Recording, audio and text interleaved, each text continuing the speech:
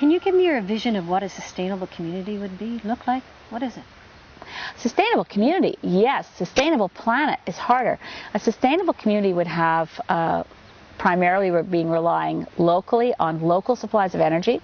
We can see the model for that in the way that Denmark has most of its electricity from cooperatively owned windmills. So we have to reconceive of our electricity and energy supplies away from the monopolistic, centralized utility model that we've had for the last couple of decades to decentralized, locally controlled. I mean, the nature of sustainable communities in every category is going to be the reiteration of decentralized, locally controlled, and that would apply to food production as much as possible, energy production, more self-reliance. There'll obviously always be some level of trade. We've had, Marco Polo was bringing spices from the Orient. We've had trade a long time, but what we've lost only recently is the ability to survive in the absence of trade.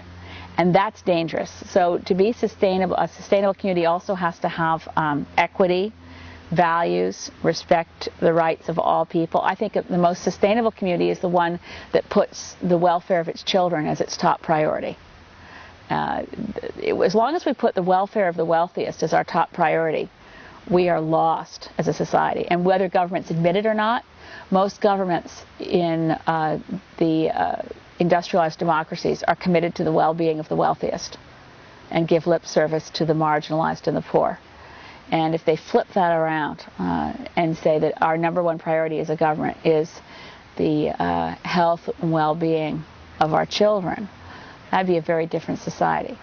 And so for the sustainability of it, it really is, reducing the ecological footprint, which again, it all comes down to doing things as much as possible through local self-determination.